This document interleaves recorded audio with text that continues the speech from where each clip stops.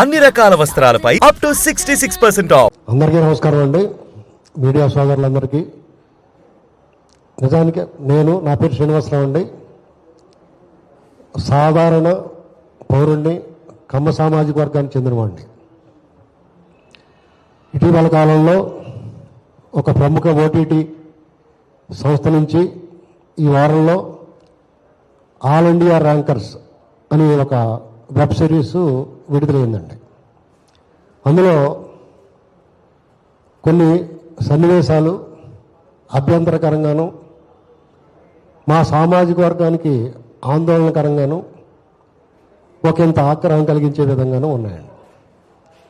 అయితే బాధ్యత కలిగిన క్రియేటివ్ ఫీల్డ్లో ఉండి బాధ్యత కలిగిన వ్యక్తులు ఇటువంటి సమాజంలో కొన్ని సామాజిక వర్గాలను కించపరిచేలాగా, వాళ్ళని సమాజానికి దూరం చేసే విధంగా, ఇతర కులాల మధ్య చిచ్చు పెట్టే విధంగా ఇటువంటి కంటెంట్ ప్రజల్లోకి పంపించడం అనేటువంటిది మంచినీటి బావిలో విషం కలిపినట్టు.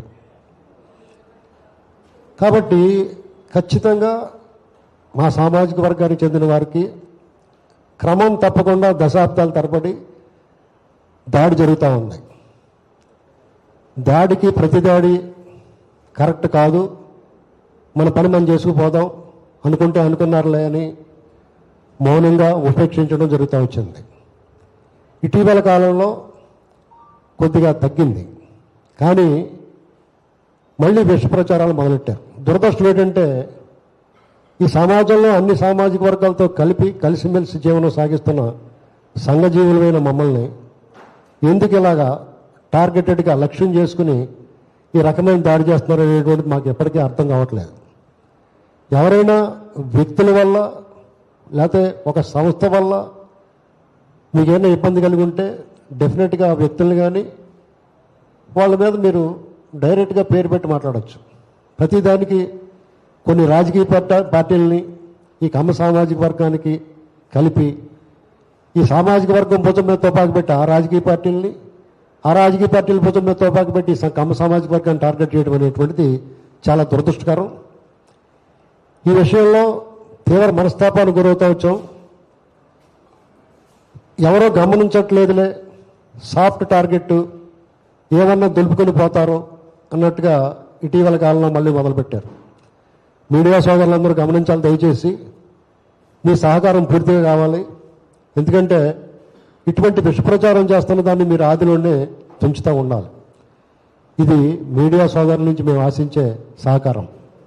ఎందుకంటే సమాజంలో అందరం కలిసిమెలిసి జీవించవలసిన అవసరం ఉంది. ఒకరికొకరు సహాయం లేకుండా ఏ ఒక్క సామాజిక వర్గం ఒకళ్ళే ఉండి జీవనం సాగించలేరు. ఎందుకంటే ఒకరికొకరు సహకారం. అలాగే అందరికీ కూడా అన్ని సామాజిక వర్గాల నుంచి మిత్రులు ఉంటారు. నాతో సహా అందరికీ కూడా అనేక మంది ఇతర సామాజిక వర్గాల సన్నిహితులు, స్నేహితులు, ఆత్మబంధువులు కూడా ఉంటారు. కానీ పదే టార్గెటెడ్గా రాజకీయాలు ఉంటే రాజకీయాల్లో చూసుకోవాలి. ఏమైనా రాజకీయ పార్టీలు వాళ్ళ అవసరం, వాళ్ళు మంచి పనులు చేసి వాళ్ళు ప్రజల దగ్గరికి పోయి ఓట్లు అడిగి గెలుచుకోవచ్చు.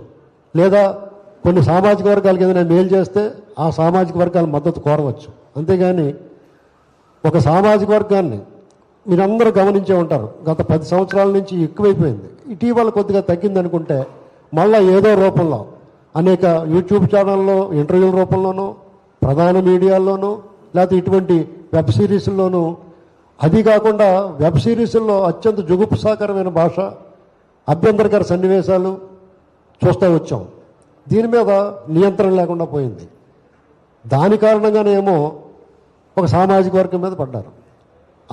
ఈ ఇష్యూ రేజ్ చేసిన తర్వాత, మా అభ్యంతరాలు వ్యక్తం చేసిన తర్వాత, సోషల్ మీడియా అకౌంట్ల ద్వారా మా అభ్యంతరాలని, మా ఆవేదనని వ్యక్తం చేసిన తర్వాత కొంతమంది స్పందించడం జరిగింది. ఆ స్పందన కూడా కంటి తుడుపుగా ఉంది. సరైన చర్యలు లేవు. వాళ్ళ పశ్చాత్తాపం మొహమాటానికి పశ్చాత్తాపం అనేటు ఉంది. పరివర్తన కానీ పశ్చాత్తాపం ఏమాక అంతరం కనపట్ల. ఇది చాలా బాధాకరమైన విషయం.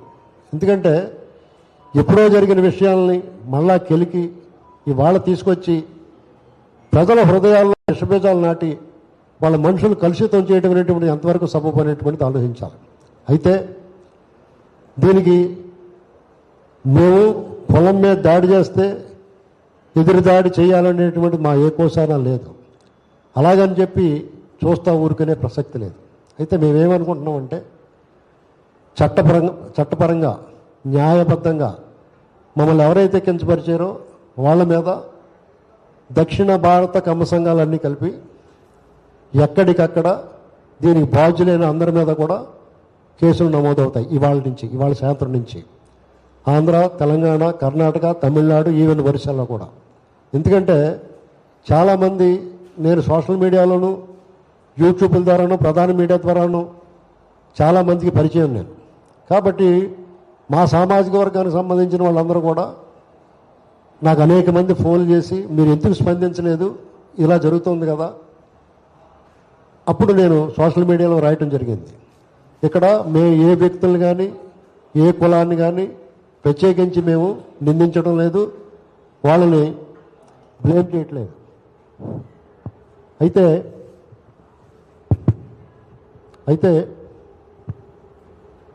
ఇక్కడ గమనించాల్సింది ఏంటంటే ఆ వెబ్ సిరీస్ నిర్మాతలు లేదా అందులో నటించిన ఆ స్క్రిప్ట్ రైటర్లు కానీ ఒకసారి గుండెల మీద చేసుకుని ఆలోచించాలి. ఏమి సాధిద్దామని, ఏమి చేద్దామని, ఈ సమాజం పట్ల వాళ్ళకి ఏమైనా కొంచెమైనా బాధ్యత ఉందా? ఎందుకు ఇలాగా ఒక ఎంటర్టైన్మెంట్ వినోదం పేరుతో ఈ రకమైన విషయాన్ని ప్రజల్లో చొప్పించడం ఎంతవరకు భావ్యం అని చెప్పేసి నేను అడుగుతా ఉన్నా. నేను తీవ్రంగా ఖండిస్తూ ఉన్నా, పూర్తిగా గర్హిస్తూ ఉన్నా. ఇటువంటి ప్రచారాలని, ఈ విష ప్రచారాలని ఆపాలి. ఎందుకంటే ఈ సమాజంలో ఒకళ్ళకొకళ్ళు ఇది దానికి ప్రతిస్పందనగా మనం మాట్లాడితే, ఇంకో కులాన్ని దూషిస్తే 2 కులాల మధ్య లేదా 3 కులాల మధ్య చిచ్చుపెట్టినట్టు కాదా ఇది? మేము పూర్తి సమన్వయంతో, సహనంతో మీడియా సోదరులందరినీ విజ్ఞప్తి చేస్తూ ఉన్నాను. ఈ ప్రెస్ మీట్ని మీరు మీ ప్రసార సాధనాల ద్వారా ప్రచారం చేసి, అలాగే ప్రభుత్వాలు కూడా ఈ విషయంలో కొంచెం కఠినంగా వ్యవహరించాలి. సమాజంలో మత్తు పదార్థాల సప్లై కానీ, సోషల్ అన్రెస్ట్ కానీ, కమ్యూనల్ రైట్స్ కానీ, ఇటువంటి విషయంలో ఎలాంటి జాగ్రత్తలు తీసుకుంటారో ఇలాగే కులాల మీద దాడిని కూడా సీరియస్గా తీసుకోవాలి. ఎందుకంటే సమాజంలో అందరూ కలిసిమెలిసి జీవిస్తేనే వాళ్ళ మనుగడ సాగుద్ది. థ్యాంక్ యూ అండి.